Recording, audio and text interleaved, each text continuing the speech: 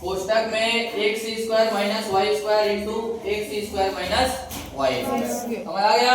Yes ये sir. प्रश्न है। अब इस प्रश्न का जो है हमको बनाना है ना, तो देखो दोनों कोष्टक के अंदर दोनों राशि सेम है। Yes sir. सेम है मतलब जो है हम पूरे का स्क्वायर लिख सकते हैं, x² माइनस y² और पूरे का स्क्वायर। समझ आ रहा है? Yes sir. अभी जितना बनाए हैं सब में वैसे कर रहे हैं नहीं, है ना? तो दोनों सेम है तो एक बार लिख देंगे। कितना बार लिखेंगे? एक बार। पूरे का स्क्वायर कर देंगे। समझ आ गया? Yes sir. हाँ, अब ये है कौन से वाले सूत्र सर्व समीकरण में जो है फिट बैठेगा? a minus b whole square. ठीक है, a minus b whole square. क्या होता है सूत्र बोलिए?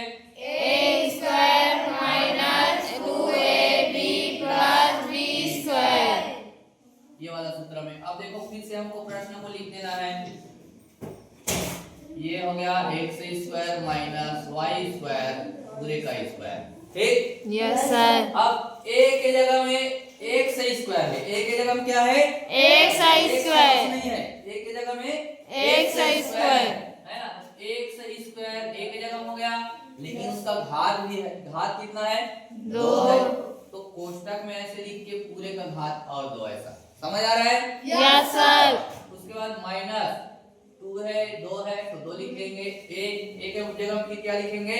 x स्क्वायर हाँ, गुणित b के जगह में y स्क्वायर y बस लिखेंगे, है ना? y² लिखेंगे प्लस b स्क्वायर, है ना? तो पहले b का मान कितना है? y² है। Yes sir. अब पूरे का स्क्वायर और हो जाएगा। Yes sir. अब देखो ध्यान से, ये जो है नियम हम 7वीं कक्षा में पढ़े थे, भले याद हो नहीं हो तुम लोग जानोगे, है ना? अब भूल गए होगे तो ध्यान से देखो।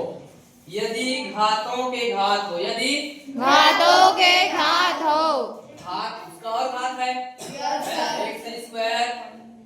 का घात दो, x का घात दो, पूरे का घात दो। तो घातों के घात है, घात के ऊपर और घात क्या होता है?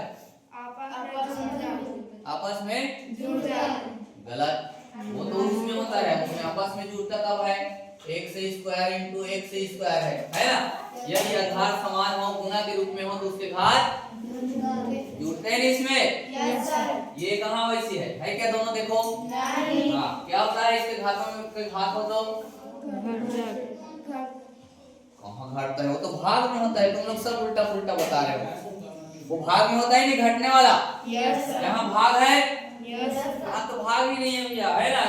यदि घातों के घात हो तो आपस में गुना होता है। क्या होता है? गुना होता है। याद रखना।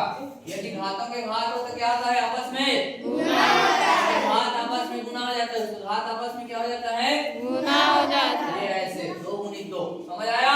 Yes sir. माइनस, अब देखो यहाँ पे तो कुछ गुना करने वाला नहीं है, 2 x² y² हो जाएगा। 2 x² y² प्लस यहाँ पे कितना हो जाएगा? उसका घात जो है आपस में क्या हो जाएगा? गुना हो जाएगा। y का घात 2 गुणित 2। समझ आ रहा है? Yes sir. ये दोनों आपस में गुना होगा। घातों के घात रहेगा तो याद रखना क्या होगा? गुना होगा। के घात आपस में गुना हो जाते हैं। अब क्या हो जाएगा बताओ? x का घात कितना हो जाएगा? 4 minus 2 x² y² plus y का घात 4